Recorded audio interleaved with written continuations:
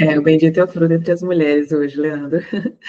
Agora sim, oficialmente, boa noite. Sejam bem-vindas e bem-vindos ao nosso 18º encontro deste ano, nessa comunidade abençoadíssima que nós estamos percorrendo aí, este caminho de perfeição que nos foi proposto pelo nosso Senhor, ali no Evangelho, no Sermão da Montanha. É esse o motivo que nos reúne aqui este ano, Leandro, e todos os temas que a gente tem conversado, mirando neste alvo, né, de dilatar o coração para o amor, que nosso Senhor nos convida a amar, e nas coisas práticas, mais práticas da nossa vida, de mulher, de esposa, de mãe, de profissional, né, como de fato viver esse aperfeiçoamento no nosso cotidiano. Então, chegando nessa reta final, nós temos aqui alguns temas especiais que vão arrematando muito do que a gente foi conversando ao longo do ano, e chegamos nesse, como fazer bem meus exames de consciência, porque fazer exames de consciência foi algo que a gente falou muito durante o ano, mas para muitas de nós, inclusive para mim, né, foi um início de exercício mesmo, de prática. Então, acho que agora nós estamos no ponto para começar a conversar como fazer bem, e não só como fazer. E ninguém melhor, eu não conheço ninguém melhor que poderia somar aqui, contribuir e nos agraciar com a graça de Deus que opera na sua vida que você. Então, seja muito bem-vindo, sinta-se em casa. Estou muito feliz, honrada e grata, as meninas também, pela sua presença e a sua disponibilidade aqui.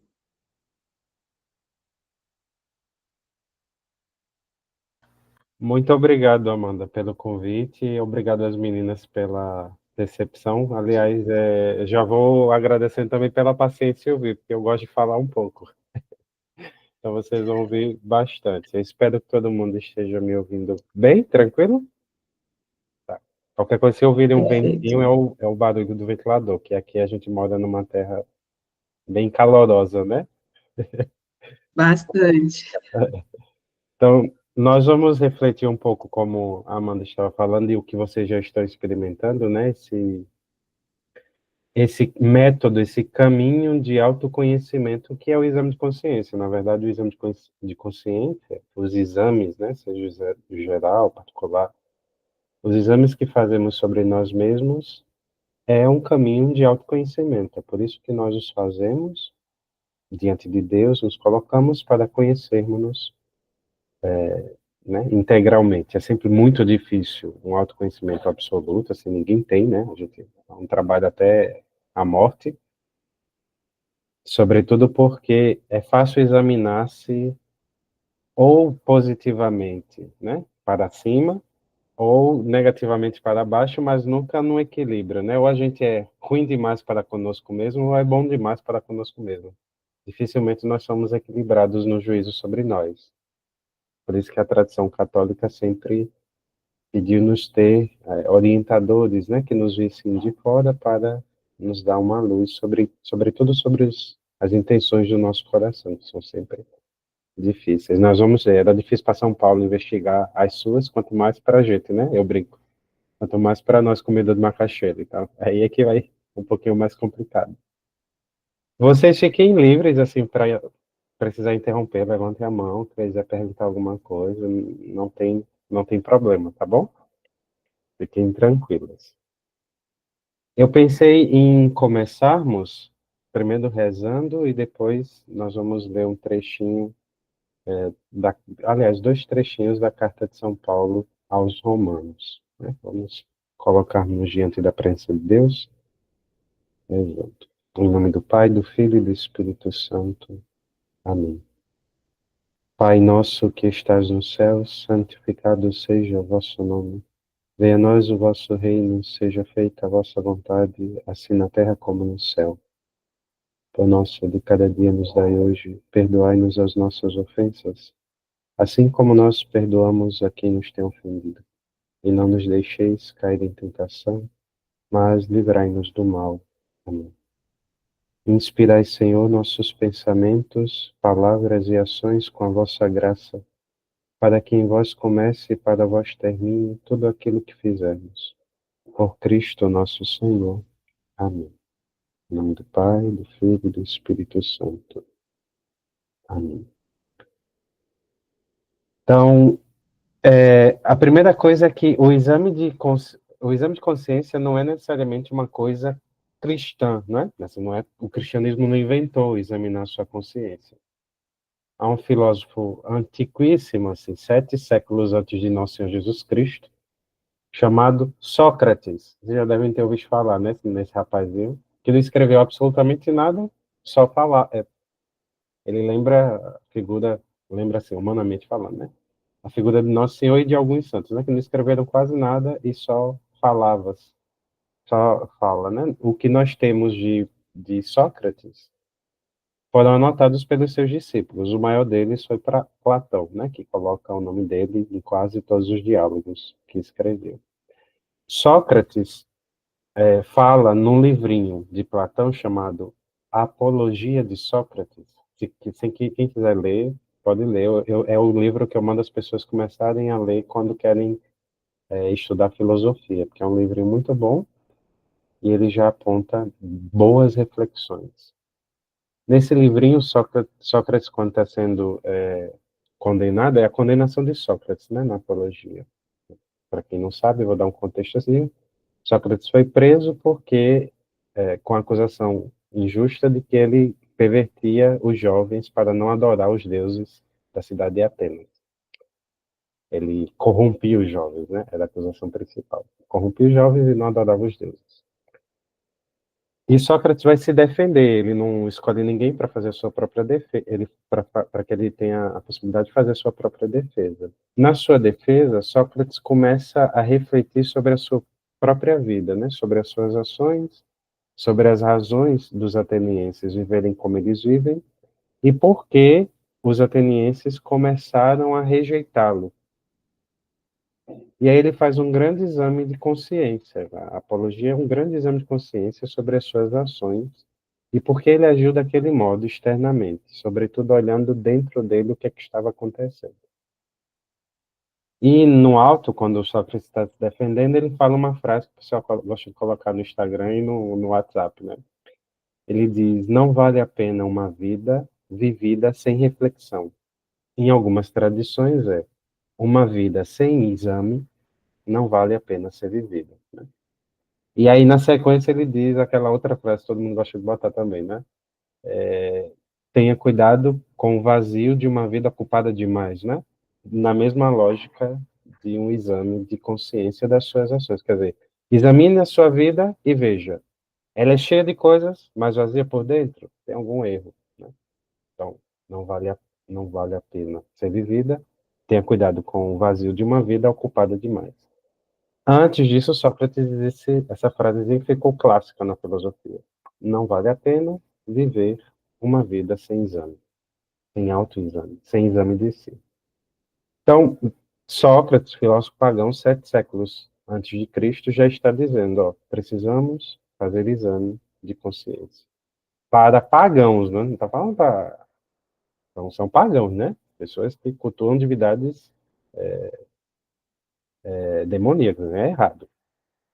Gente que cultuava deuses falsos. Mas já buscava a virtude, humanamente falando, né? Então, são homens que já elevam seu pensamento pela busca da virtude. Então, o autoexame é o início da filosofia, não para ser filósofo necessariamente. O autoexame é o início da filosofia como conhecimento de si, do mundo e de Deus. É isso que a filosofia é, né? Filosofia é a ciência de si, do mundo e de Deus. E ela começa pelo autoexame. Examinar-se. O que a gente vai chamar de exame de consciência, a mesma coisa. Nós fazemos o exame da nossa consciência, né? Por isso que é autoexame. A gente faz exame da consciência dos outros. A gente faz exame da nossa consciência. A consciência dos outros cabe aos outros fazerem exame. É daí que tem a frase Nosso Senhor, né? Não julgueis para não serem julgados. Nós não julgamos a consciência alheia, porque a gente é um âmbito que nós não chegamos a conhecer. Imagine, por exemplo, a Amanda. A Amanda é uma terapeuta. O que é uma terapeuta? É um ouvido grande. Ela escuta o que as pessoas dizem e o trabalho dela é fazer ressoar ao ouvido das pessoas o que elas estão dizendo, de modo que elas percebam, é o trabalho do mestre, São Tomás diz, de modo que elas no insight percebam, cai uma ficha, né, delas, do exame que a Amanda está fazendo, pronunciando ordenadamente o que elas disseram. Então, ela ordena um discurso racional que faz as pessoas ouvirem o que elas estão refletindo. É engraçado, né, o trabalho do terapeuta, é muito, também o sacerdote faz isso em vários momentos, né? Ele nos escuta e ressoa para nós, olha, se escuta, tu disse isso, aquilo outro, e ordena até a pessoa chegar a uma consciência do que está passando dentro de si, né? Da desordem interior. Então, o autoexame é um serviço, um caminho, um método de conhecimento de si mesmo. É o início da filosofia, é o início da sabedoria, é o início do conhecimento de si, do mundo e de Deus. Não há conhecimento de nenhuma dessas realidades sem o autoexame, sem um exame de sua própria consciência. Por exemplo, se eu não examino a minha consciência, eu não sei quem eu sou. Né? Como é que eu vou ter consciência de mim mesmo se eu não sei as intenções do meu coração? Se eu não sei pelo que eu ajo, quer dizer, o fim que eu busco, eu não sei quem eu sou, né? A gente sabe quem nós somos pelo nosso fim, para o que nós somos feitos para viver, para o que nós somos feitos para existir. Todas as coisas foram feitas com um fim, é um princípio da filosofia. Deixa eu pegar uma coisa para ficar clara aqui. Essa tesoura, né? Essa tesoura, eu sei o que ela é, porque ela tem um fim, que é cortar. Eu posso abrir né, desemparafusar alguma coisa com ela, tudo bem. Mas ela foi feita para cortar. Então eu sei o que é a tesoura por causa do fim de que ela é feita, né? Para o que ela foi feita. Tudo que a gente faz em vista de um fim. É isso que o autoexame vai perguntar. Ah, eu ajudei um pobre. E ótimo, dei esmola. Mas eu dei esmola. Por quê? Né? É o fim. Eu dei esmola porque eu quero ir para o céu. Tá, já condicionou aí ao céu a sua esmola. Eu dei esmola porque eu sou um político e quero votos na eleição. Eu dei esmola porque eu quero aparecer. Veja, o exame não é de dar esmola. Dar esmola é o que a gente vê por fora. Todo mundo pode dar. O exame é por que eu dei. O fim da minha ação era o quê? O que é que eu estou buscando com isso? Esse é o exame, né? Então, o exame não é o julgamento dos atos externos, simplesmente. É das motivações internas. Por isso que a gente disse que é uma reflexão. Reflexio. Né? Reflexo é voltar para si. Ré é o movimento interior, né? Fazer uma flexão para dentro. Refletir é voltar-se para si. Sim, Amanda, por favor. Nisso que você está falando sobre o exame ser o porquê eu fiz e a Uhum. finalidade das coisas, a gente está falando, então, também, não sei se é correto falar assim, mas de moralidade, ser moral ou não, porque é justamente isso, né? O que que é uma coisa moral é aquela que acontece de acordo com o seu fim, a sua natureza, e moral é aquela que não está sendo usada para o seu fim, a sua natureza. Exatamente, né? Aliás, o que distingue o homem dos outros seres é o fato dele ser um ser moral. Né? Santo Tomás distinguia na Suma dois conceitos: atos do homem, que é dormir, correr, né, se reproduzir, todas essas coisas são atos do homem. Né? Beber água, que eu fiz agora, ir ao banheiro, atos do homem. Nós Uhum, fazemos porque uma natureza comum aos animais uhum, nos chama a fazer. Né? O meu gatinho, ele também vai ao banheiro. O banheiro dele é mais simplesinho do que o meu, mas ele vai. Isso é comum a eu e a ele. Agora, os atos humanos é outra coisa. São aqueles que, orientados pela minha razão, eu abraço com a vontade. Quer dizer, a verdade que eu conheço adere ao bem que eu devo viver. Né? O autoexame opera aqui, né? Nos atos morais do homem, nos atos humanos, a gente diz, e não nos atos do homem.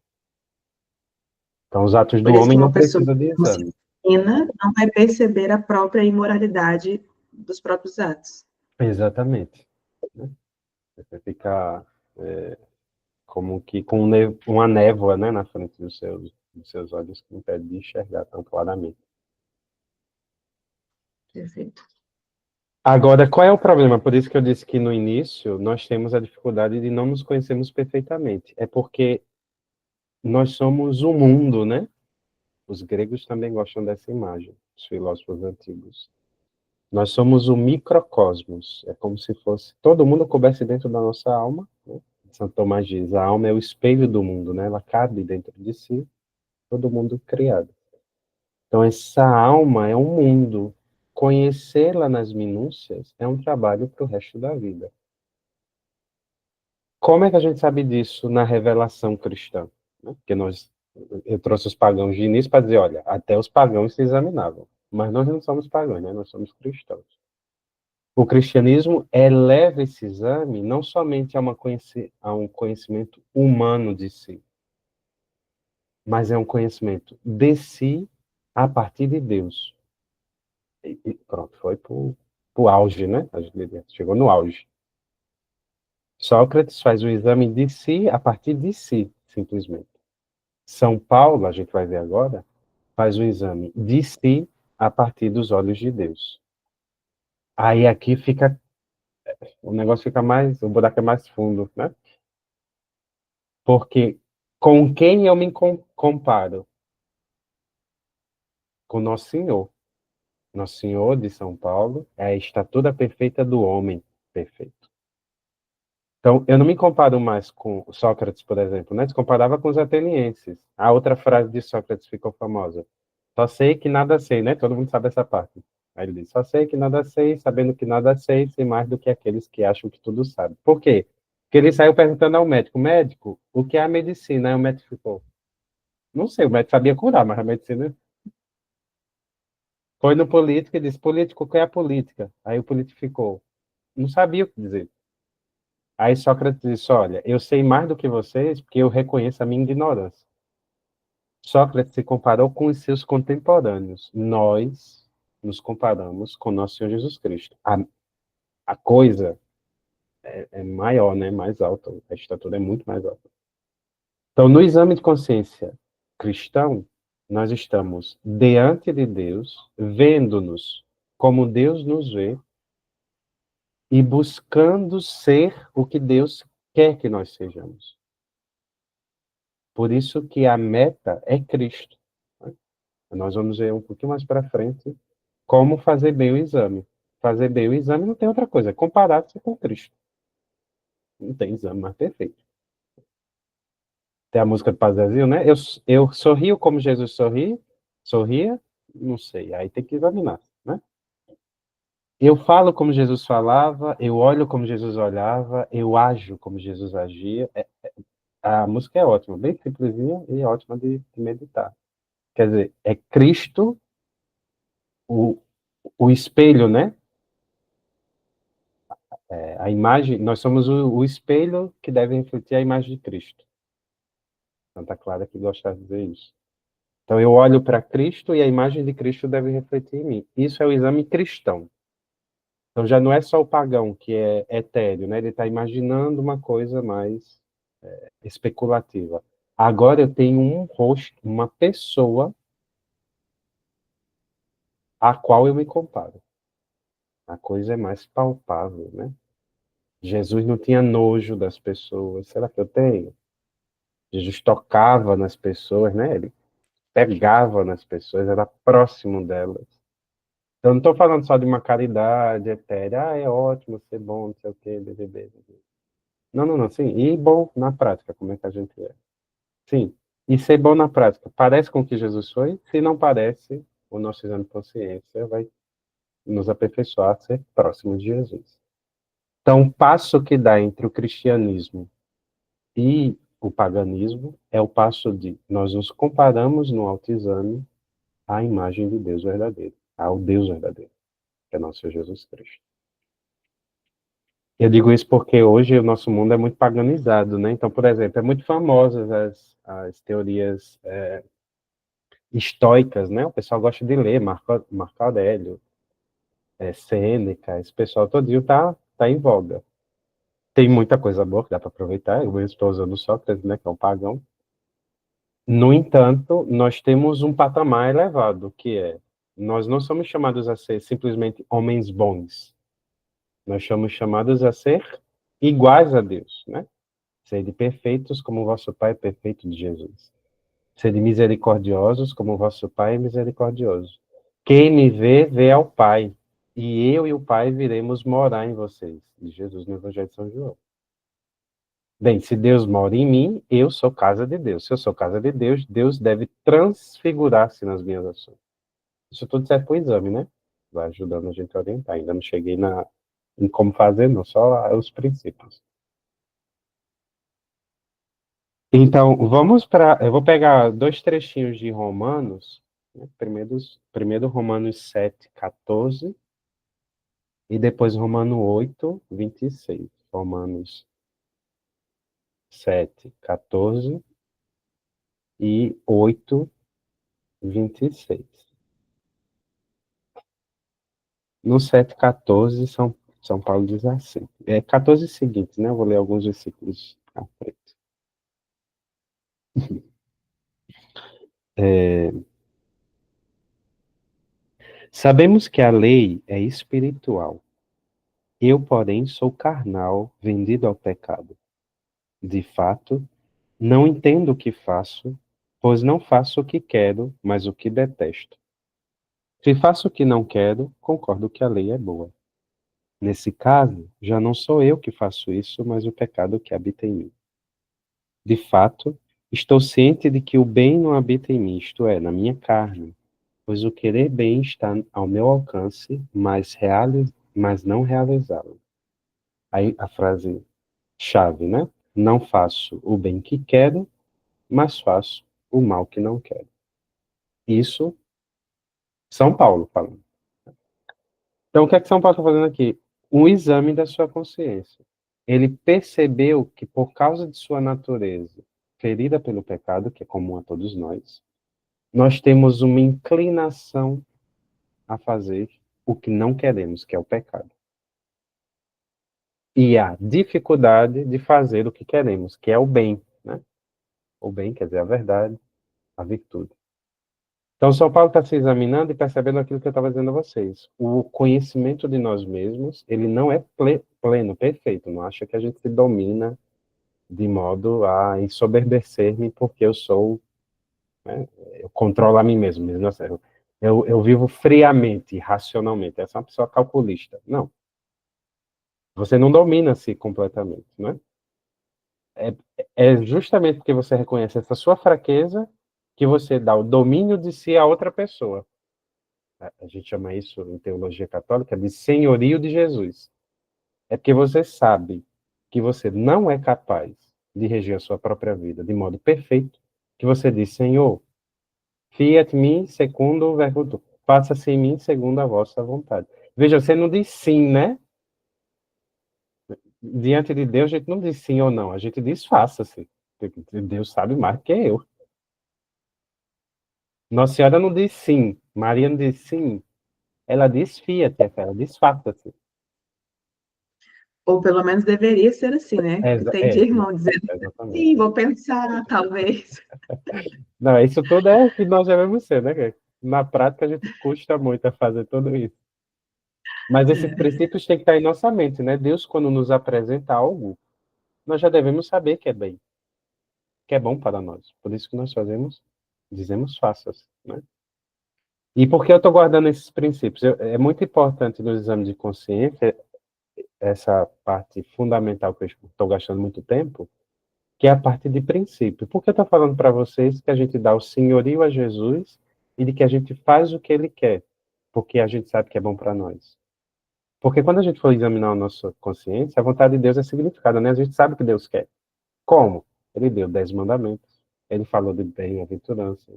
Quer dizer, há pautas para nós vermos a nossa conduta. Só que se você não percebe que o que Deus manda não é só uma coisa que eu sinto, que eu escuto, que eu acho que é, não precisa achar o que é. Os 10 mandamentos Deus deu a Moisés numa tábua, que era para Moisés não achar o que era. Quanto mais a gente. Ele escreveu para Moisés em hebraico, para Moisés conseguir ler e dizer ao povo. Moisés não disse o que ele achava. O que ele achava, tem várias leis de Moisés, né, que caducaram, não serve mais para gente. Mas os 10 mandamentos não foi Moisés quem disse ao povo. Ele diz, aliás, no Êxodo e no Deuteronômio, né? Assim disse o Senhor. É a palavra do Senhor. Moisés repete o que o Senhor diz. Então, Deus nos manifesta a sua vontade, primeiro ponto, nos 10 mandamentos, que são a lei natural, né? Significado.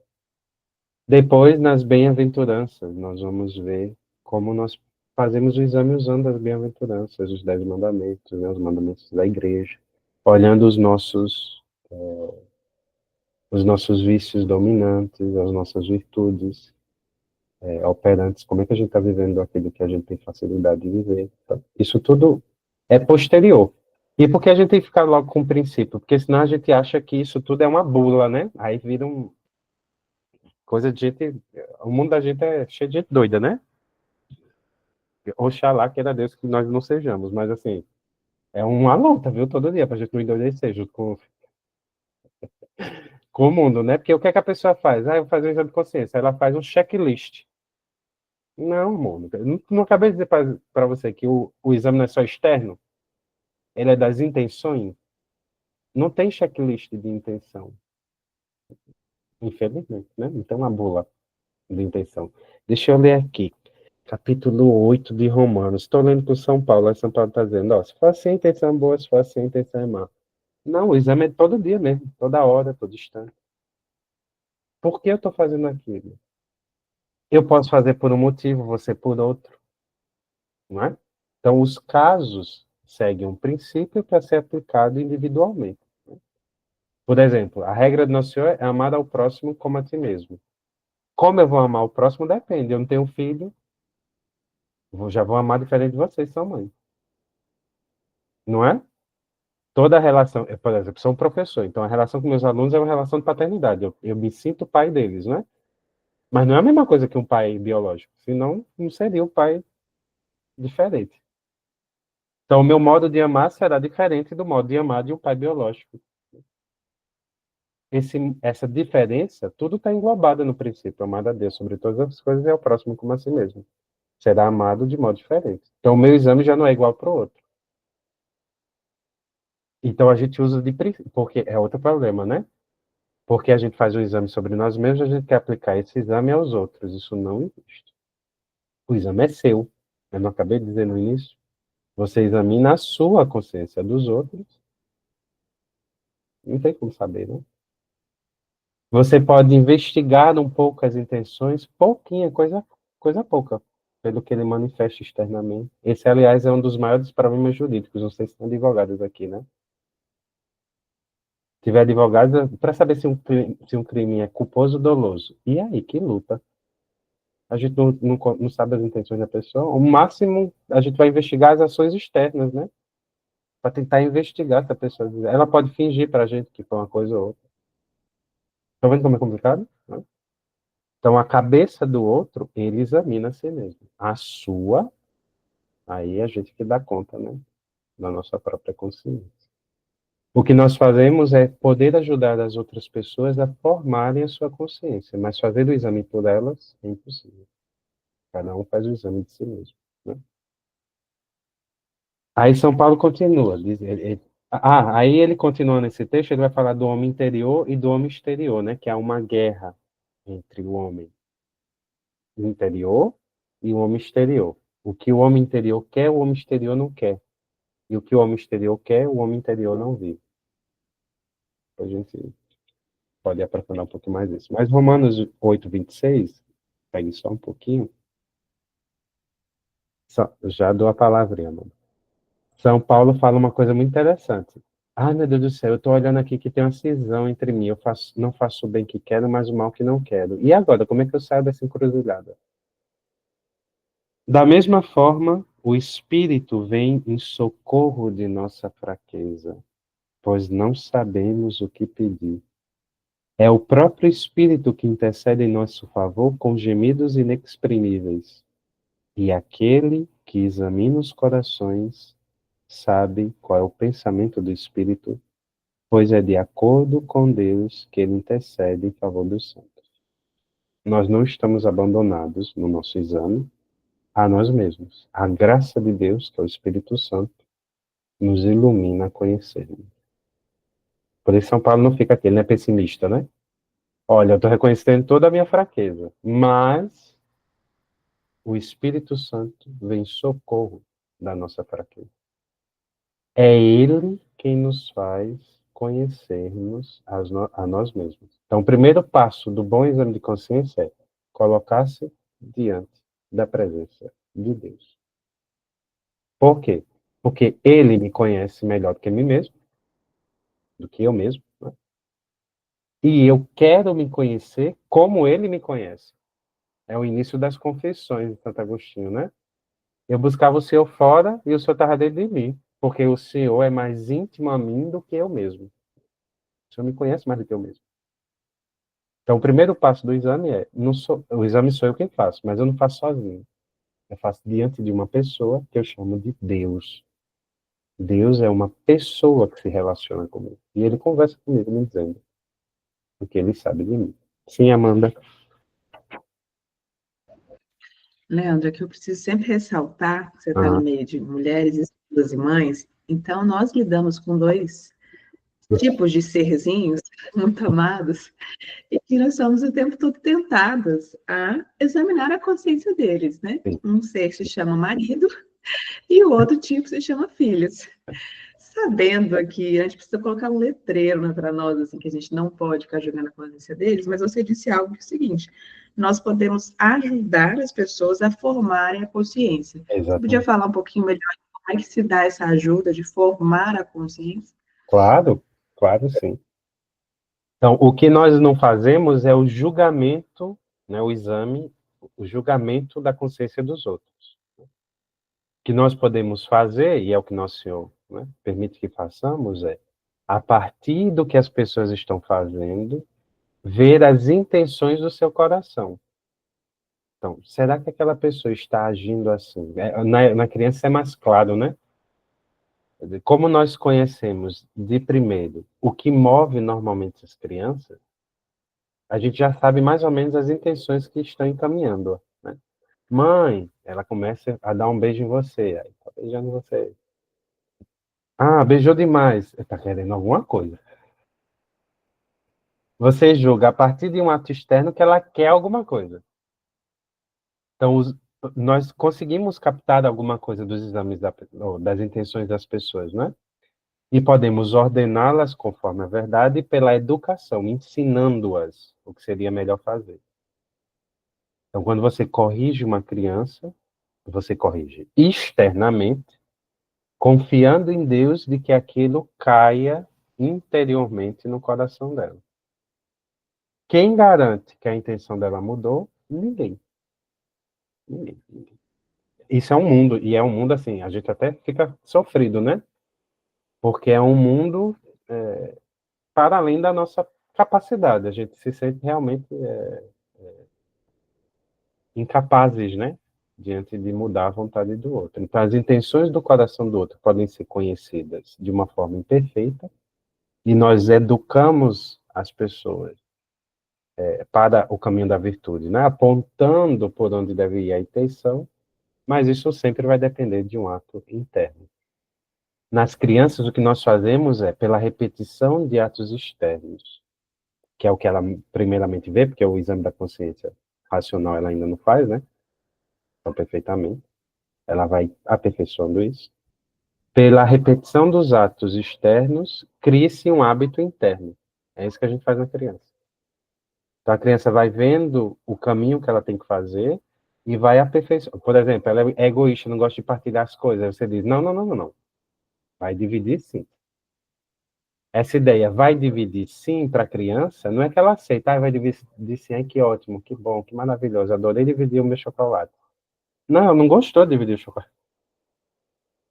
Só que você está ensinando para ela que há um bem superior, de ajudar as pessoas que não têm. Isso, insistentemente colocado, molda os atos externos da criança.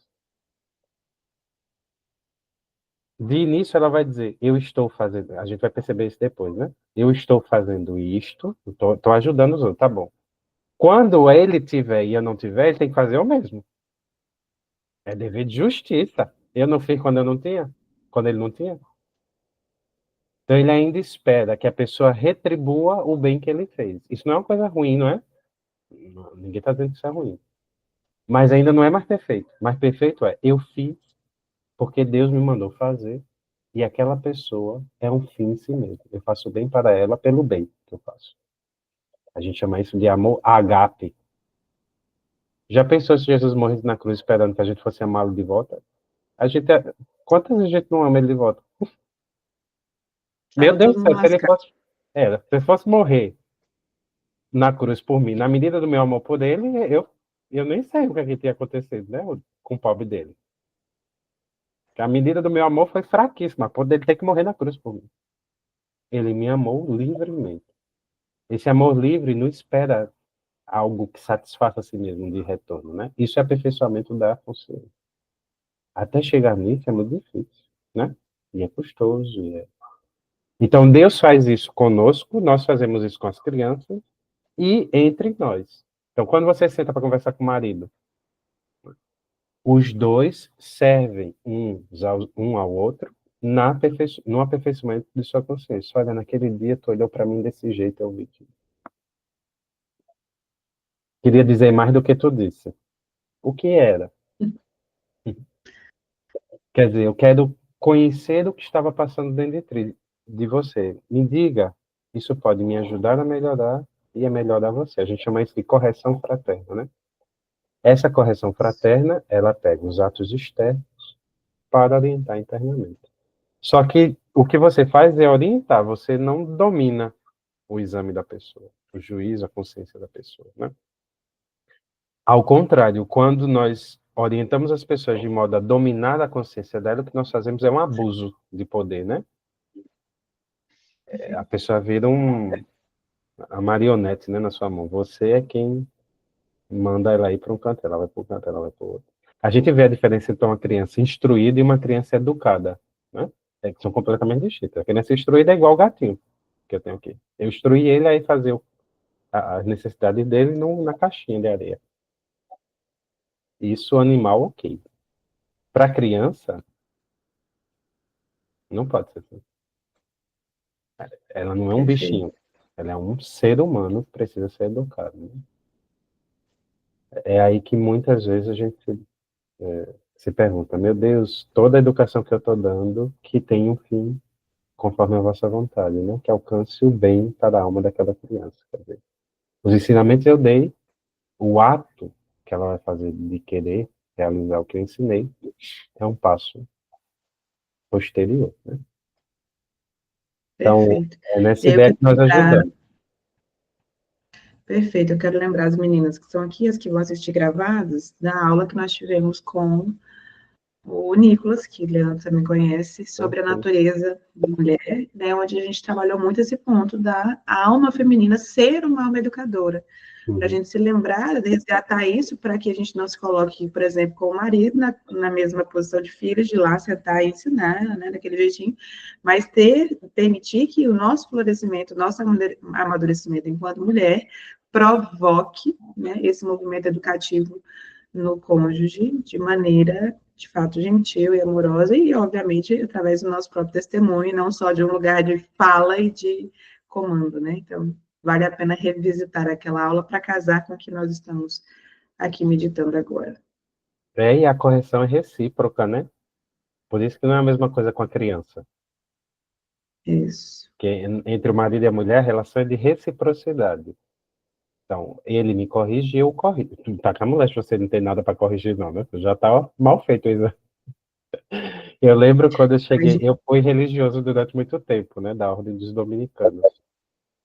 E uma das coisas mais marcantes na vida religiosa dos dominicanos é quando a gente chega na ordem, para o noviciado é um período de preparação mais intenso, né? Que os religiosos fazem.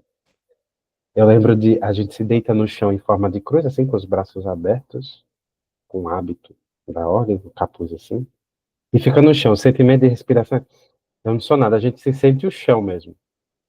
E aí o superior, que está de pé, representando toda a comunidade, ele pergunta, o que você pede? Pergunta para, né, para a gente estar deitado. A gente responde, a misericórdia de Deus e a vossa. Todos os frades que chegaram ali fizeram a mesma coisa. Eu peço a misericórdia de Deus e a de vocês. Vocês pediram a misericórdia de Deus e a minha. Então a misericórdia é recíproca. Você não pede misericórdia, você não é misericordioso consigo mesmo, você é misericordioso com os outros, né? Então na relação de reciprocidade, eu preciso de misericórdia, que o outro tenha misericórdia de mim, e o outro precisa que eu tenha misericórdia dele. É uma relação recíproca. Então, na educação das crianças, há uma disparidade, porque a mãe educa, né, a criança que está recebendo a formação, e na relação entre esposos é de reciprocidade, né, de correção fraterna mesmo. E isso ajuda a nossa consciência a se formar, né? Quer dizer, nós vamos vendo os exemplos e a consciência vai se aperfeiçoando. Perfeito. Alguma dúvida até aqui? Alguma coisa a acrescentar? Podem parar, não tem problema não. Então, pode seguir? Pode, né? Então, o primeiro princípio é colocar-se diante de Deus para conhecer a nossa própria consciência. Né? Primeira coisa para um exame bom. Por quê? Porque diante de Deus nós nos conheceremos como Ele nos conhece. De modo imperfeito, porque nós não somos Ele, não somos Ele, mas Ele que habita em nós nos fará conhecer o mais perfeito possível, né? Para a nossa inteligência. Então, esse exame de si mesmo começa pelos atos externos. Então, eu começo a examinar hoje. Vamos parar. A igreja pede que nós nos examinemos todos os dias, né? Do dia, nos examinemos todos os dias, ou durante a semana, ou que nós fizemos na semana, ou um mês, enfim. Então, eu paro e digo: hoje, o que eu fiz? O que eu fiz de bom? O que eu fiz de não tão bom? E o que eu fiz de ruim mesmo? E aí eu começo a ver o que eu fiz. O que eu fiz de bom, é possível melhorar? Isso é um exame, né? A gente não só faz, é outra coisa ruim que a gente tem em mente. Nós nos examinamos só para ver o que a gente tem de ruim. Não, a gente progride no bem, né? Então, se eu fiz um bem feito, uma coisa bem feita, eu posso melhorar aquela coisa sempre. O bem é ilimitado, ele sempre pode ser aperfeiçoado. Então, se eu fiz um bem, se eu fiz a virtude, eu fui paciente hoje, ótimo. Eu posso ser mais? Sempre pode ser mais. Eu fui caridoso hoje. Eu posso ser mais? Claro que pode, sempre pode ser mais. Eu fui justo hoje, eu posso ser mais? Sempre eu posso ser mais. Então, a gente sempre progride na virtude. O exame de consciência também ajuda-nos a seguir melhor, né? Não só a fazer o bem, mas a melhorar na prática do bem. Ou Sempre seja, seria examinar minhas dificuldades e examinar minhas potências. exatamente, né? Na linguagem mais comum, a gente examina as qualidades e os defeitos, né? As qualidades boas, Uhum, os defeitos são qualidades ruins, né? Mas nós examinaríamos as virtudes e os vícios, né? uhum. A graça e o pecado. Essa dicotomia que é o que São Paulo está falando, né? Então eu examino o que eu fiz de bom para melhorar e o que eu fiz de mal para remediar, para não. Aí o remediar pode ser sanar, cortar, né? Ou se o vício é muito aprofundado e saindo aos poucos, tem coisa que dá para cortar de imediato, né? Tem coisa que falar da vida dos outros, já sei que é uma coisa ruim. Cala a boca, pronto. Como é que eu corto? Cala na boca. Como é que eu calo a boca? Veio a vontade de falar da vida dos outros, você fecha a boca. Fechar a boca mesmo, né? Se precisar segurar com a mão, segura. Não tem o que fazer, não. O processo interno é, eu fechei a boca, mas não parei aqui. Como é que eu saio daqui? Aí já é mais profundo, né? Mas o primeiro ato é calar a boca mesmo. Né? Pelo menos você diminuiu a capacidade de reproduzir para os outros ou falar mal de alguém. Já é um progresso, né? Agora, como é que eu não vou falar da pessoa para mim mesmo? Aí é outro passo que é os pensamentos, né? A gente vai ter que encaminhá-los para outro lugar. Como é que a gente caminha para outro lugar? Procurando outra coisa que substitua a vida da pessoa. Imagine Jesus na cruz na hora. Por isso que as imagens também são boas para a gente, né? Qualquer figura. Quando a gente lembra, eu brincava com os meninos essa semana passada no colégio. Aliás, no colégio não foi na catequese. Estava falando de mandamentos para os adultos. Os meninos são os adultos que eu dou aula. Do catequese. Aí eles estavam passando, a gente estava refletindo sobre os pecados, né? Alguns pecados, e eu falava da parte da sexualidade, da sensualidade e da sexualidade. Aí eu dizia, olha, você viu um homem bonito, uma mulher bonita no meio da rua. Você vai, né, se atrair, vai achar bonito. Você tem olho para ver, né? Então você vai achar bonito, tudo bem. Daí para você fazer tudo o que você quer na sua mente, lembre-se de uma coisa, tem um inferno e bota na sua mente Jesus pregando na cruz com os espinhos sangrando assim da mão dele. Tenho certeza que no instante tudo se acalma. Então você tira um pensamento com outro melhor. Porque se você tentar fugir daquele, não tem como, né? Se você tentar vencê-lo combatendo, não tem como. Você foge dele buscando uma coisa mais sublime. Então pense em Jesus na cruz. Está sangrando, morreu por mim. Isso a gente consegue fazer, né? Você consegue habituar-se a fazer isso. O problema é que a gente não faz.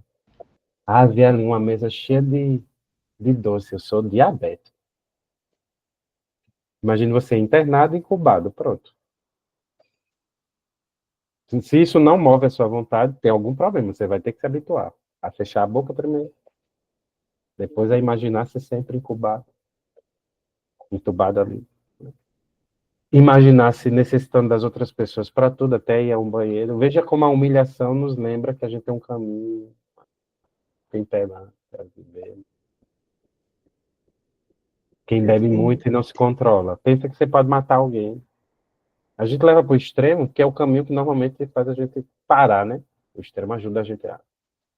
Meu Deus, bebi demais, eu posso matar alguém. E agora?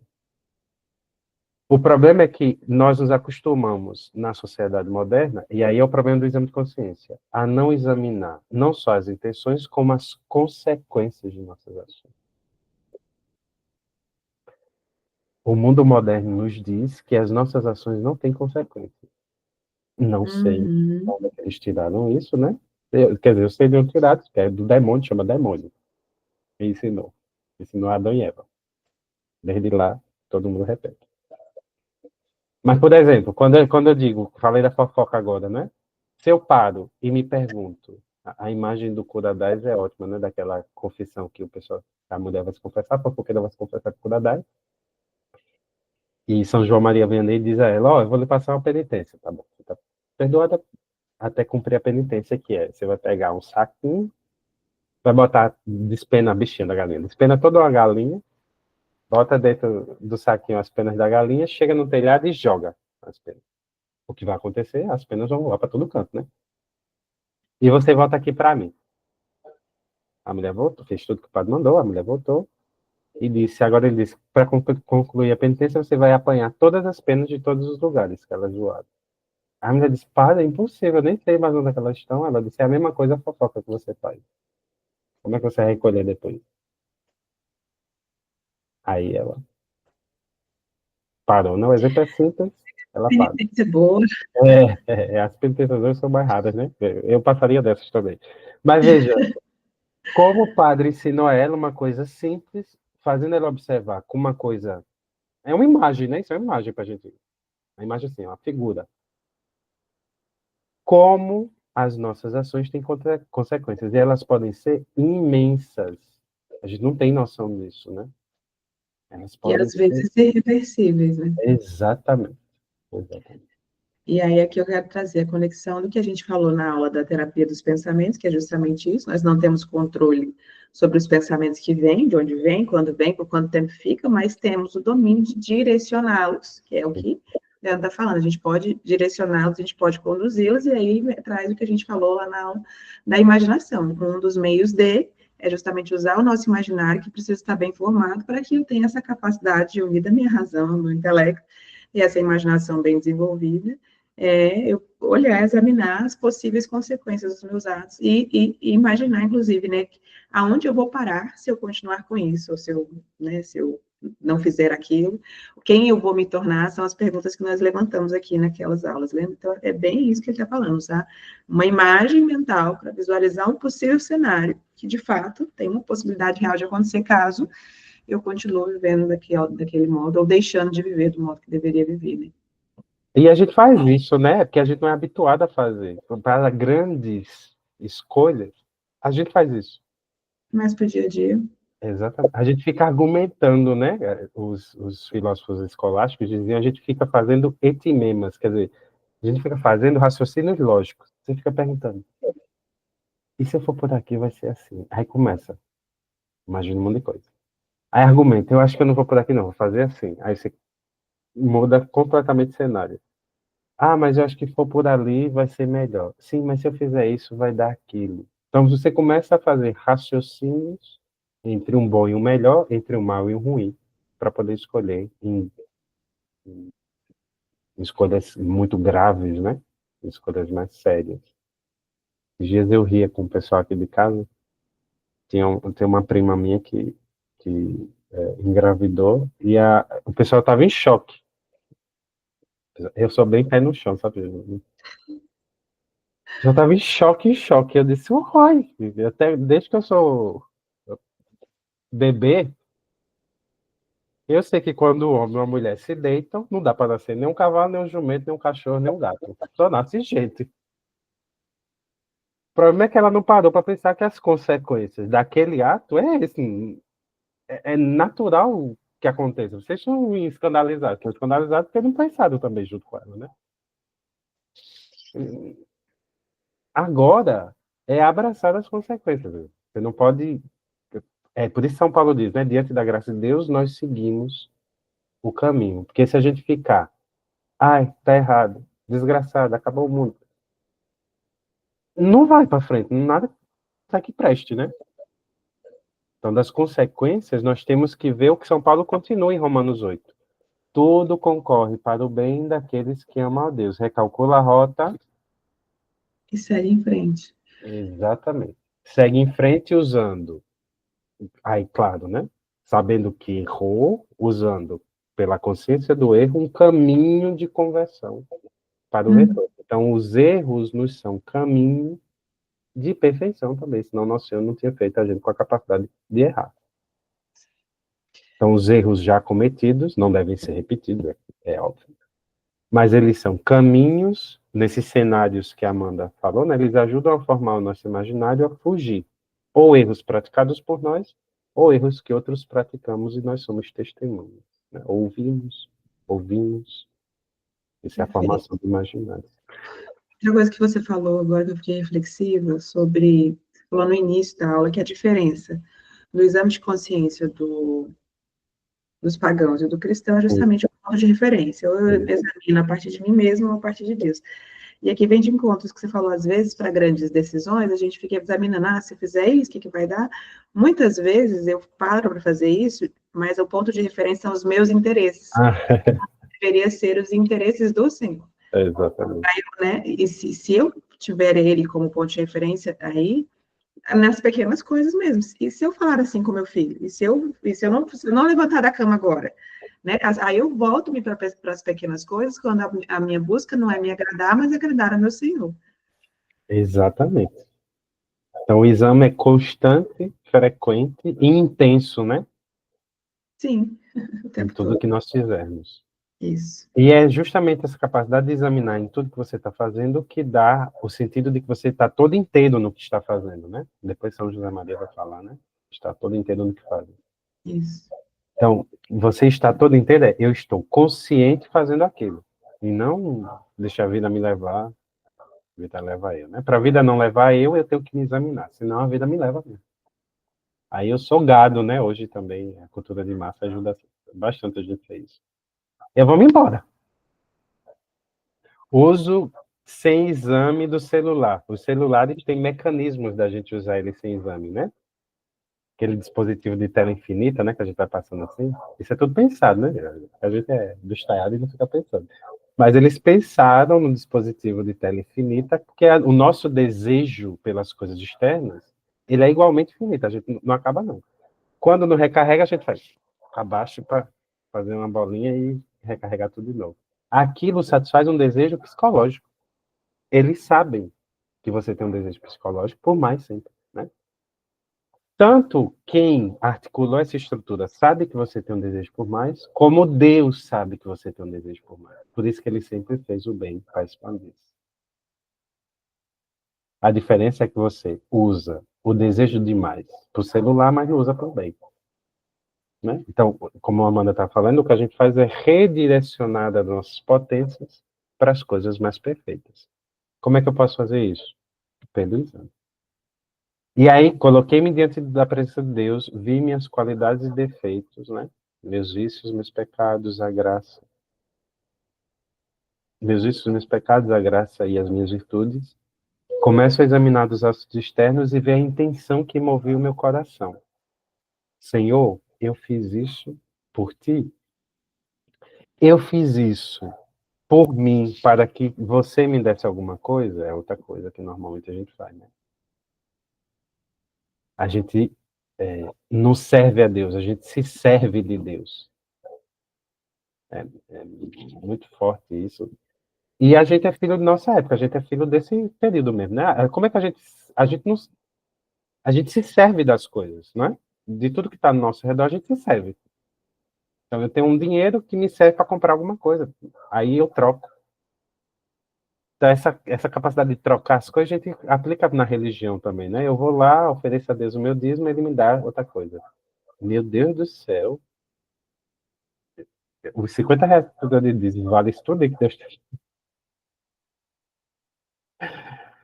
A ação boa que tu fez, vale isso tudo que Deus está te dando? Não existe. O que é que tu pode dar a Deus que ele não tenha? Isso é exame de consciência, né? O que é que eu posso dar a Deus que ele não tenha? Até a minha vida que eu oferto a ele é dele. Foi ele quem me deu. Se ele disser não respira, acabou.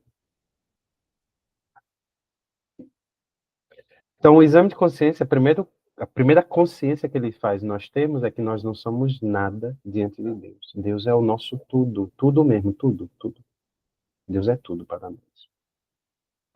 Já que Deus é tudo para nós, o exame de consciência faz reconhecermos humildemente que nós não somos nada, mas nos abre a uma coisa extraordinária.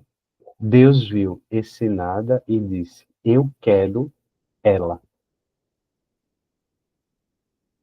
Do nada que nós somos, Deus quer fazer outro, João da Cruz é bem firme nas palavras, né? Ele diz: o que Deus pretende é fazer nos deuses, não por natureza, mas por participação. Quer dizer, Deus quis fazer-nos imagem e semelhança dele. Do nada que nós somos.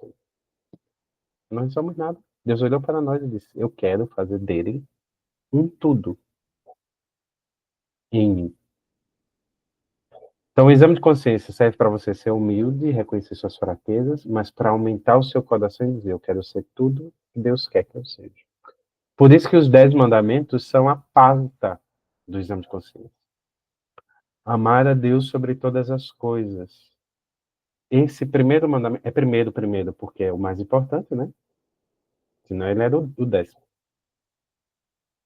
Primeiro, amar a Deus sobre todas as coisas. Eu amo a Deus sobre todas as coisas. Os exames são assim, né? Eu amo a Deus sobre todas as coisas. Tá. Isso aqui é teórico. Vamos ver na prática? Tudo que eu faço por amor a Deus. Senão eu vivo um ateísmo prático. Eu digo que creio em Deus, mas de Deus eu nem me lembro. Como é que eu me lembro de Deus? Conversando com Ele. Como é que eu converso com Ele? Rezando, orando. Oração é com diálogo com Deus. Você dialoga com Deus? Sim. Sim. Quanto? Toda vez que eu falo de oração para o pessoal na catequese, eu pergunto: você é apaixonado por alguém, quando você ama alguém, o que é que você quer que ela, dessa pessoa? A presença dela, né? Você quer ela perto de si. Quando a pessoa diz, eu te amo, mas eu amo você longe de mim, que amor fuleiro é esse? Né? Aqui a gente diz, que amor fuleiro é esse? Que amor é esse? Eu amo você, mas longe de mim, perto de mim, não. Vá, meu Deus do céu, que amor é esse? Quem ama quer o amado perto de si. Ora, se eu amo a Deus sobre todas as coisas, eu quero estar perto dele sempre. Como é que eu estou perto dele sempre? Elevando a minha mente até ele. Isso chama-se oração. Então, o primeiro ato do amar a Deus sobre todas as coisas é eu me encontro com ele, ele se encontra comigo. Da parte dele, ele nunca nos deixa. E da minha parte, eu tenho deixado. Então, o primeiro mandamento nos ajuda a pensar nisso. Como é que eu deixo ele? Às vezes recorrendo para falsas doutrinas, né? Às vezes estando na verdadeira doutrina, mas fazendo coisas erradas. Às vezes fazendo de Deus o meu amuleto, né? Ah, eu vou fazer essa série de coisas, ele vai me dar isso aqui em seguida. É, parece a bruxaria do Harry Potter, né? Eu digo uma palavra, tchiu, Deus não é isso.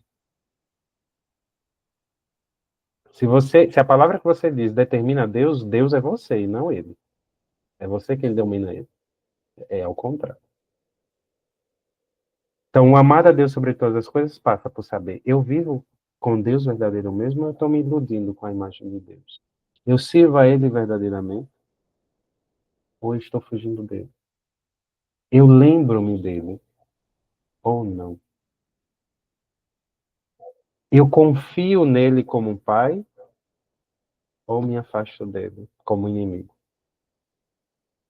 Tudo isso está no primeiro mandamento, né? Eu sou supersticioso. Aí vem as perguntas que são de bula, né? Que normalmente os exames de consciência fazem a gente ajudar. Mas o princípio é amar a Deus sobre todas as coisas, quer dizer, a minha relação com Ele é como. É isso que é o princípio, né? Como eu me relaciono com Deus. Assim, amando.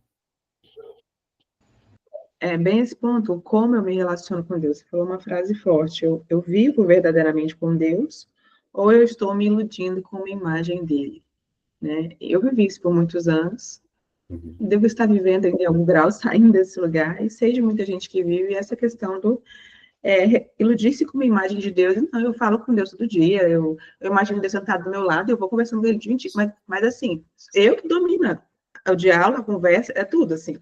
Só porque eu estou imaginando que Deus está do meu lado o tempo todo e eu estou dialogando com ele, não significa que eu esteja de fato me encontrando com ele, uma vez que sou eu.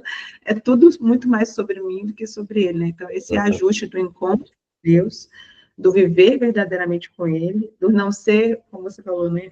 Ateísmo, ateu na prática, é muito importante que a gente perceba nesse como nos relacionamos com ele, porque às vezes a gente está numa ilusão, né? Não, mas eu tenho intimidade, é o que nós falávamos há poucos dias, sobre essa intimidade, às vezes, não sei como dizer, mas que não é verdadeiramente intimidade, né? Que não se trata da minha união com ele, dele comigo, mas só de eu me sentir próxima dele a ponto de tratá-lo de qualquer jeito, de qualquer modo, como eu bem entender. E isso é muito comum acontecer conosco, né? É que eu estou falando para vocês, mas o meu ouvido é o mais perto da minha boca, então é para mim também. Mas como nós somos, por natureza, egoístas, tendenciosos ao egoísmo, né? Por causa do pecado, criar uma imagem de Deus é muito fácil. Aí parece aquele povo, né? Que namora com a outra pessoa sem ela saber. Eu namoro com fulano. Sim, mas fulano sabe? Não, shit. Eu converso com Deus, mas Deus conversa contigo? Não, eu estou conversando com ele. Eu namoro com ele, mas não é recíproco, não. É um monólogo, né? O famoso monólogo. Eu apresento a peça todinha sozinho. Sim, ele não fala contigo por quê? Não, não, não, não. Não é que ele vai parar na montanha e dizer, deixa eu ver o nome. Samela, faça isso, aquilo. Não, não, não. Ele escreveu para a gente. Usando de homens, ele escreveu, tem uma Bíblia, né? Lê, lê, amém. Tem uma igreja que nos ensina, amém também. Tem pessoas santas que viveram o que ele quis, que nos ensinam a melhorar, amém também. Ele nos fala por sinais, pessoas, coisas, lugares, né? diz a teologia, a boa teologia. Então, encontrar-se com Deus verdadeiro e não com a imagem de Deus. Veja, exame de consciência tem que fazer todo mundo. Então, examinar se você está se relacionando com uma imagem de Deus e não com Deus mesmo é uma coisa que todo mundo faz. São Paulo fez aqui, ó. Ele fez até morrer. Todo mundo tem que fazer. Não tem distinção. Ninguém pode achar melhor do que o outro nesse sentido. Porque a gente não pode se achar melhor do que o outro? Porque eu faço exame da minha consciência. Eu não sei a consciência do outro. Então, eu não sei se sou melhor que ele. Nem é um trabalho que eu tenho que gastar tempo pensando se eu sou melhor, não. Então, depois, não tomar essa santa. Então, a gente vai passando por cada mandamento e meditando no que eu tenho feito. Conforme aqui. Não tomar o santo nome de Deus em vão. O que significa isso, meu Deus do céu? Será que é só falar de Deus? Aqui eu já estou pecando, porque eu já falei 2 vezes. Não, não é isso, né? É outra coisa, é aquela coisa que eu estava dizendo ainda há pouco, né? A pessoa fica bitolada, ela fica. É uma palavra nova, né? Mas a pessoa fica tão. Ela fica doente, ela fica escrupulosa ao ponto de. É demoníaco, né? É uma coisa demoníaca mesmo. Desculpa, é demônio mesmo. Tem uma coisa boa de início, mas normalmente vira demônio depois. Você começa a criar uma neurose, né? E examina tudo. Eu conheci gente que eu acompanhei durante muito tempo almas, né? Enquanto eu estava no convento. E tinha gente doente, assim, que andava olhando para o chão para ver se pisava nos encontros, formava uma cruz no chão. Eu disse, é loucura. Mas veja, a coisa é tão forte que cria um desequilíbrio psicológico mesmo, né? Já não é só espiritual o problema, é de natureza psíquica mesmo. Então, aqui, como eu disse para vocês, não é um checklist de todos os atos que você fez. Você nem lembra de tudo, dos atos principais da sua vida, do seu dia, por exemplo, você examinou do dia, da semana, você examinou da semana, do mês, você examinou do mês. Dos principais atos e das motivações que dele ocorrem. Se são conformes à vontade de Deus, os mandamentos ou não. Porque não pode ser de tudo na maior minúcia. Porque senão você fica escrupuloso, né?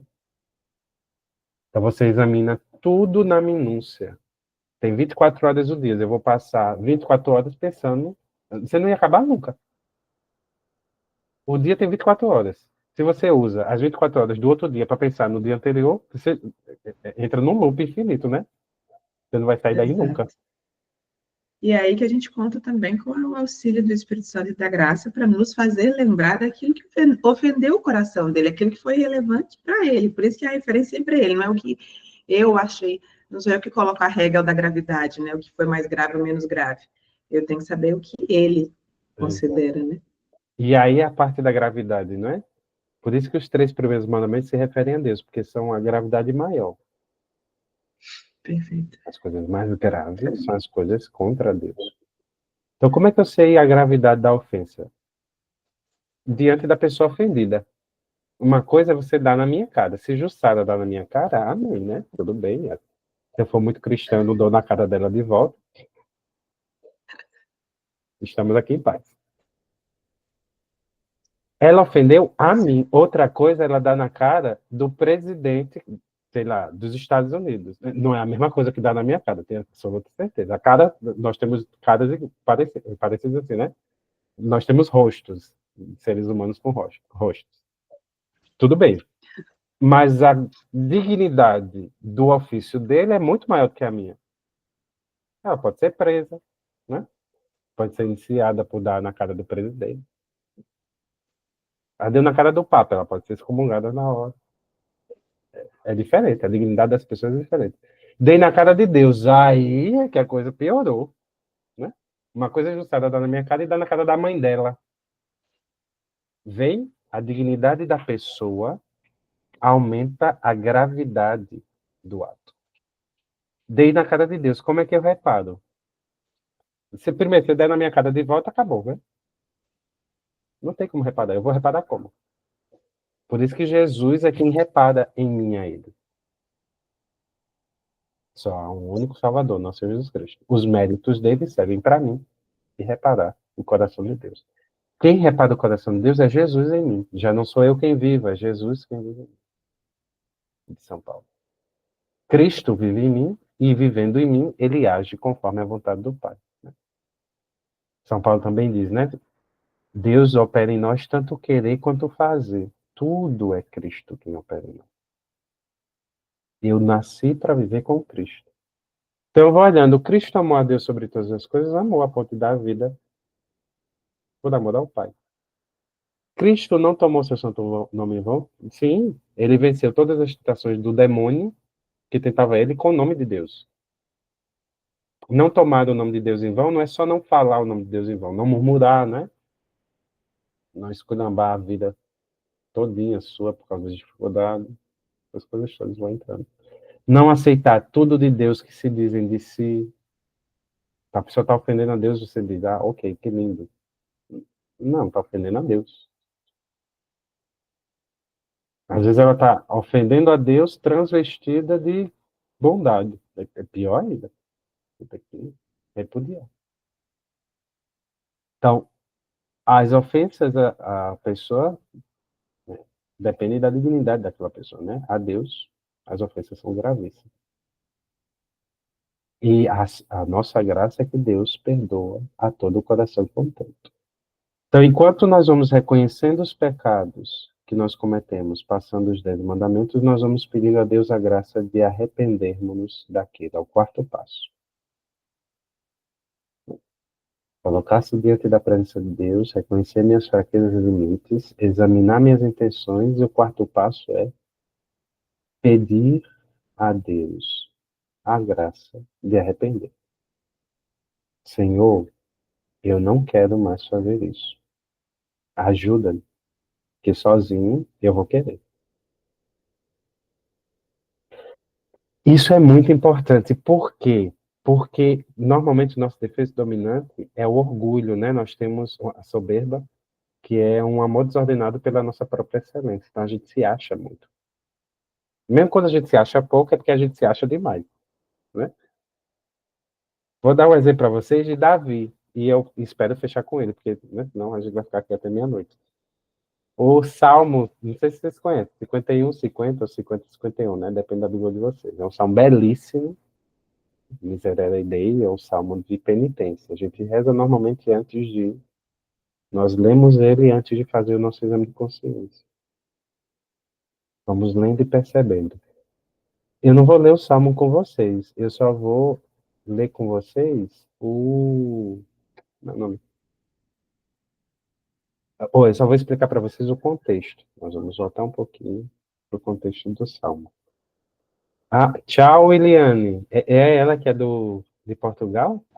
É, tá lá de É madrugada tarde lá. mesmo, é tarde mesmo. Bom descanso. Tudo bem, amiga. Leandro, só aproveitar. O terceiro passo é o que eu perdi. Ah, colocamos-nos diante da presença de Deus, examinamos, né, nossos vícios Isso. e O segundo virtudes, é ter nossas fraquezas. e agora as nossas intenções. O terceiro passo, examinar as nossas Tá, intenções. intenções. Obrigada. O exame dos vícios e virtudes são ainda atos externos, né? O que eu estou vendo. Uhum, E o das intenções já é internamente. E aí, depois que examinar internamente, pedir a Deus a graça de internamente arrepender-se perfeito. dos erros. Então, Davi, para fechar, tinha pecado com Betsabé. Tinha matado Urias para ficar com a mulher de Urias. Né? Muito todinho do rei Davi. E aí, Natã, que era o profeta, chega para Davi contando uma historinha. Isso está em 2 Samuel, eu acho que 12. Deixa eu ver que eu sou bom do livro, mas do, do capítulo, do versículo específico, não. Ah, é 12 mesmo. 12 do versículo 1 e vai seguindo. Né? Aí ele começa a contar uma historinha bem interessante. Ele diz, olha, um rico possuía muitas ovelhas, muitas ovelhas. Havia um homem rico, um fazendeiro muito rico, que tinha várias ovelhas. E havia um pobrezinho que tinha uma ovelha, coitado, na sua casinha lá, na sua propriedade miudinha. Chegou visita para a casa do rico. O que é que o rico fez? Pegou a ovelha, a única do pobre, matou para dar de comer para as suas visitas. Aí Natan diz, Davi, o que é que eu tenho que fazer com essa pessoa? Aí Davi diz, tem que matar essa pessoa, prender ele, fazer com que o pobre tenha as coisas que ele tirou, né? Foi a ovelha, e ainda retribuir mais. Davi se achou no direito de julgar o rico que tinha roubado a ovelha do pobre. Aí Natan faz o exame de consciência de Davi, descaradamente. Natan olha para Davi e diz, Davi, e tu? O que é que tu fizeste? Tu tinha não sei quantas concubinas, né? Davi tinha mais de 200. E tu pegou a mulher de Urias. Já tá errado, tem 200. Tu ainda pegou a mulher de Urias. Tava faltando, era mulher para tu? Aí Davi cai em si e descobre, né? Quer dizer, descobre assim. Descobre, desvela, é isso mesmo.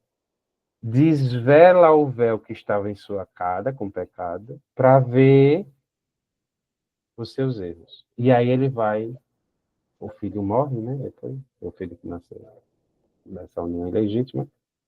E Davi vai cantar o salmo dizendo: Senhor, eu nasci na iniquidade, meu pecado está sempre à minha frente, eu pequei contra vós. Vai fazer o exame de consciência perfeito. Quer dizer, feito o exame de consciência com a ajuda de Natan, tá vendo que alguém ajudou a enxergar? E é um profeta, né? Então ele fez isso pelo Espírito Santo. Ajudou a enxergar, cai a ficha de Davi, Davi contristece, ele fica triste por ter pecado. Isso tem que ter no exame de consciência. Quer dizer, a tristeza de não ter agradado a Deus. É a tristeza, não é a angústia, né? A angústia é aquela experiência do nada que vai só afundando a gente. Não, a tristeza é, eu não correspondi à graça de Deus, mas eu não estou sozinho. Ele quer que eu vença isso. Eu posso chorar porque eu fiz isso, tudo, não tem problema. Aliás, é até um caminho bom. A teologia católica diz que é um dom de lágrimas, né? O dom de chorar os seus próprios pecados. É um dom. Que às vezes o nosso coração está tão duro, normalmente meu coração é duro. Então, o meu, né? O meu. Então, é difícil chorar. Quando, às vezes, eu estou ouvindo uma pregação e choro, meu Deus do céu, eu digo, Senhor, manda chorar mais aqui, que vai derramar mais água que eu guardei do ano todo. Por quê? Porque vai lavando mesmo. O que está acontecendo externamente é o que interiormente Deus está operando em nossas almas. E quanto mais dócil a gente for, mais lavagem vai acontecer, né? Ai, deixa eu interromper esse negócio só mais um minuto para Claro, partilhar algo pode parar. que eu lembrei agora, de novo, da referência que você está falando, né? Eu sou chorona facilmente, mas é, as referências das minhas lágrimas, né, para a maior parte da minha vida, foram superficiais, foram carnais, foram naturais, foram meus interesses. E aí, no dia do meu aniversário, agora, em outubro, a dona Lúcia, lá da comunidade, me deu o presente mais especial que eu acho que eu poderia ter ganhado. Eu não conheci essa oração, nem o texto, nem a oração, que é a coroa das lágrimas. Uhum. E aí, no dia que eu li, né, aquilo me levou tanto, porque daí eu pensei na referência das minhas lágrimas, porque no momento que eu convido Nossa Senhora, né, a se unir as minhas lágrimas, eu não posso chorar por qualquer motivo, por qualquer coisa. Imagina, eu vou pôr Nossa Senhora para chorar, né, sei lá, machuquei o dedão do pé, ou tô com vontade de comer chocolate. Então, aquilo elevou tanto, assim, a razão das lágrimas, né, o porquê vale a pena não chorar, o porquê, enfim. E, inclusive, essa consciência de pecado, porque aí, poxa, eu dei o meu Senhor. Então, me marcou muito e eu lembrei. Você falar agora desse dom de lágrimas, eu nunca tinha ouvido falar esse termo. E o dom de lágrimas é o dom de chorar os pecados, né? Não é o dom de chorar qualquer coisa mesmo. Quer dizer, eu Aham. choro porque eu contristeço o meu coração diante daquilo que eu não fui, como Deus queria que eu fosse, né? Então você vai passando sobre todos os mandamentos para fazer o seu exame de consciência. Um texto para isso há inúmeros, né? Na internet, os arautos têm um texto muito famoso sobre exame de consciência com cada perguntinha para. Só que o que eu quero com vocês é guardar os princípios. Então, quando eu me contristeço, quando eu fico triste diante de Deus, pelos meus pecados, eu dou um passo no exame de consciência. Quer dizer, eu não só conheço a coisa, eu sofro por aquilo. É diferente, né? Isso eu experimentei quando eu fui visitar como frade hospitais e fazer exéquias, né? De enterro de pessoas. É muito diferente eu saber do sofrimento de quem padece um câncer e eu acompanhar de perto isso. Não é a mesma coisa. Uma coisa é eu saber, e ainda é muito diferente a pessoa que vive. Aí é que é mais intenso, né? Então, uma coisa é eu saber, outra coisa é eu sentir porque eu sei. Compadecer-me, né? Diz Nosso Senhor. Compaixão. Compaixão a gente tem por nós mesmos também, né? Sofrer conosco mesmo, pelos nossos próprios pecados. E aí o finalzinho peguem o capítulo 5 do Evangelho de São Mateus. Então a gente não fica só com os mandamentos, porque a gente não é só Antigo Testamento, né? A gente é Novo Testamento também. Então Jesus está falando no capítulo 5 de São Mateus, no Sermão das Montanhas. E ele vai falar das bem-aventuranças. São 8, né? 7 estruturadas, com a oitava coroando todas elas. Normalmente, no nosso exame de consciência, a gente passa também por cada uma das bem-aventuranças, né? Que é o grau máximo de santidade. A gente pode até substituir as bem-aventuranças pelos 10 mandamentos. Normalmente eu não mando fazer isso, não. Normalmente eu mando começar pelos 10 mandamentos porque são mais claros, né? Como os mandamentos são. Não, não, pá, pá, pá. A consciência é mais simples, é mais claro de entender. Não furtar. Eu sei que eu não posso roubar escondido. Aliás, eu sei que eu não posso furtar, né? Que é pegar escondido as coisas. Não cobiçar as coisas hoje. Eu sei que eu não posso invejar. É mais claro, né? O mandamento é mais óbvio. Amar a Deus sobre todas as coisas. Todas as coisas, todas, a palavra todas significa pronome determinado, né? Tudo está dentro dele. Então, os mandamentos são mais claros nas ordens, porque são naturais. As bem-aventuranças são mais elevadas. Não é que eles não são claros, é que a compreensão é mais elevada, né? Bem-aventurados os que choram, porque serão consolados. Tem uma bem-aventurança, manda para quem chora. Qual é o problema disso? É que você chora por quê? Né? Então, por isso que eu digo que ele é mais refinado. Bem-aventurados que são perseguidos por causa da justiça. O que é ser perseguido por causa da justiça? Está vendo que ele é mais refinado, né? Então, normalmente, os exames de consciência nós fazemos pelos 10 mandamentos, porque são mais claros para as consciências mais simples, né? Para as que vão sendo melhor formadas, vão se aperfeiçoando. Nos mandamentos já tem coisas profundas, eu lembro de ensinar para as crianças. Olha, pega lá o quinto mandamento da lei de Deus, não matar. Aí ele diz, tio, eu nunca dei um tiro em ninguém, porque eu dei catequese para criança também, né? Tio, eu nunca dei um tiro em ninguém, nem saquei ninguém. Eu disse, e o coleguinha chorou quantas vezes, quando tu esculhambou ele? Aí, ele para. Às vezes o coleguinha passou uma semana triste, porque tu chamou ele de não sei de quê. Matou um pouquinho ele. Às vezes ele pode se matar, só porque ficou pensando no que você disse. Não é? Tá vendo que o mandamento não é só óbvio, eu dei um tiro e isso aqui é a pessoa. Às vezes você mata a pessoa sem dar. A gente até diz, né? Eu preferia que meu pai desse uma pisa do que falasse uma coisa grave comigo. Por quê? Porque a palavra é mais forte do que. Às vezes ele acaba com você. Tem gente que acaba com a gente só com o olho, né? Olhou para mim, diminuiu, eu fiquei no chão. Então veja, eles vão ficando mais refinados os pecados, né? Uma coisa é eu dar na cara da pessoa, outra coisa é isso aqui é a pessoa, outra coisa é dar um tiro, mas é mais refinado eu esculhambar ela sem nem dizer nada. E pequei também. No adultério, Nosso Senhor diz: eu olhei para a mulher alheia. Quer dizer, quando você olha para a mulher alheia e já desejou no seu coração, já cometeu adultério, quer dizer, Nosso Senhor refinou o pecado. O que parecia óbvio ainda é mais profundo. Então a gente tem que fazer. Como é que eu sei fazer isso? Lendo constantemente os mandamentos e examinando constantemente a minha consciência. Não tem como passar uma bula para vocês fazerem isso, não, né? Tem que ir fazendo. É igual alcançar virtudes, né? Eu quero ser paciente. A pessoa diz, eu vou pegar aqui uma caixinha de vitamina e vai ter vitamina paciente. Aí eu vou tomando, tomando, tomando e vou ficar com paciência. Não, a gente só é paciente sofrendo impaciência. Como é que eu vou ser justo? Sofrendo injustiças e superando. Não praticando injustiça e mantendo-se no bem. Então, as virtudes e o exame de consciência são conectadas assim, né? Eu vou melhorando a minha consciência quanto mais eu vou examinando, quanto mais eu vou pensando, quanto mais eu vou pensando. E uma vida sem exame não vale a pena ser vivida, dizia Sócrates, né? Então, o último passo é, diante de Deus arrependido, eu peço perdão para as minhas faltas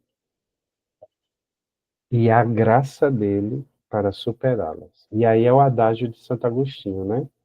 Conhece-te, aceita-te, Super. supera. Acabamos, vamos dormir com essa. Então, Santo Agostinho faz o caminho do autoexame nesse seguinte método aí. Conheci-me, aceitei-me e supero. Conheço-me diante de Deus, aceito-me diante de Deus e supero-me com a graça de Deus. Boa noite, Jussara. Já estamos acabando também. Bom descanso, viu? Um abraço. Tchau, Então, Ju. então, a graça de Deus me faz seguir adiante, vencer as minhas fraquezas. Então, eu não me contristeço para ficar embaixo, me contristeço para ser elevado pela graça para lá. São Paulo diz isso dizendo: quando eu fui fraco, é que forte eu fui. Né? Quando eu me sinto fraco, é que forte eu sou. Quando eu reconheço a minha miséria e que nada posso, é que Deus, que tudo pode, opera em mim. Porque como é que Deus vai operar no coração que acha que pode tudo? Se ele acha que pode tudo, não precisa de Deus, né? Só precisa de Deus, quem sabe que não pode nada. Então, a graça de Deus me faz superar-me. Então, isso é o final do exame de consciência. Porque senão a gente fica com aquela cara de defunto, né? A gente às vezes até vê os católicos confessando com a cara de defunto. Vale, Jesus, nossa, sai daí, criatura. Claro que depois você vai ficar melhor, né? Depois que houve a absolvição, você fica melhor. Mas não é para defunto que você está indo ali. Você está indo ali para melhorar. Saber que você está indo para melhorar já é uma felicidade imensa. Vai com a alegria, né? Sabendo que dali você só alcança o perdão, não tem condenação. Jesus quer te libertar. O Papa Francisco diz, né? Deus não cansa de nos perdoar, nós que nos cansamos de pedir perdão. Então Deus sempre quer nos perdoar. Nós que ficamos fraquejando. Então, peçamos a graça a Deus de, fazendo esse percurso do exame de consciência, tendo como objetivo melhorar as intenções das nossas ações, conhecermos-nos diante de Deus, aceitarmos-nos diante de Deus e superarmos-nos chegando à imagem de Cristo, que é com quem nós nos comparamos. E aí a gente vai pensar como Jesus pensou, falar como Jesus falou, olhar como Jesus falou, abraçar como Jesus abraçou, tocar como Jesus tocou, viver como Jesus viveu. E esse é o exame. Será que eu vivo? Como é que eu sei como é que Jesus viveu? Aí é outra coisa. Conhece os evangelhos? Não. Então, como é que conhece Jesus? Da onde? Os evangelhos é um Da caminho imagem. de Cristo, né? É.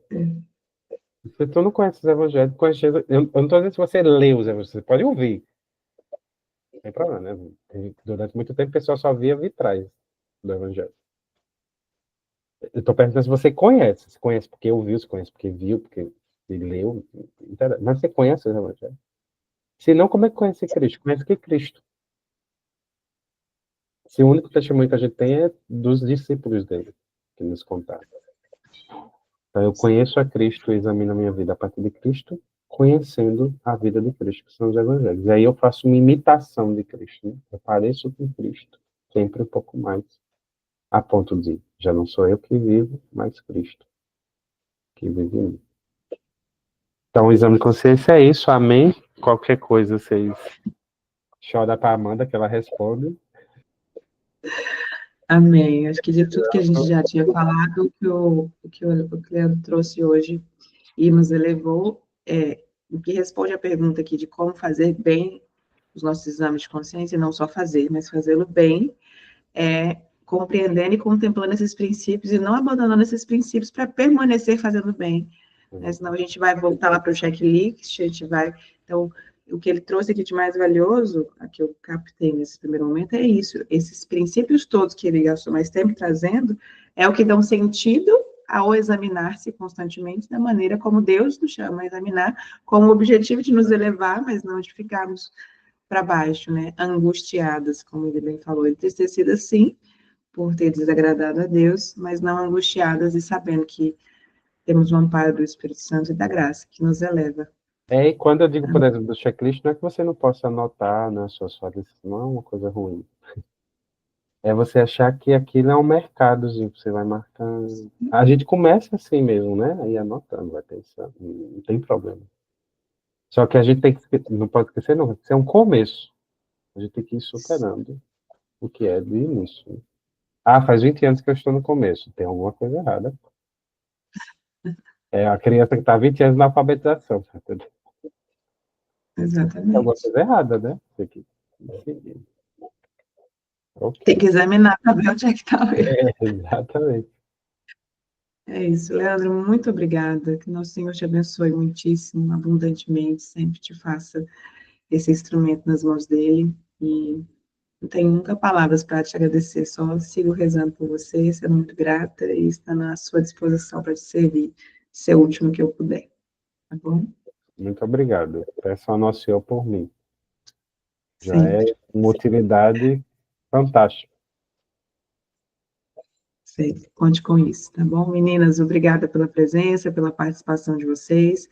E aquelas que serão alcançadas depois pelo vídeo também sintam-se abençoadas. E eu vou com certeza compartilhar esse no YouTube, não tem como ficar só para nós. Então, eu quero que vocês espalhem para que muita gente receba essa graça que foi dada pelas palavras aí do Leandro, tá bom? Boa noite, bom descanso, fiquem com Deus e até a Um próxima. abraço. Até. Tchau. Tchau.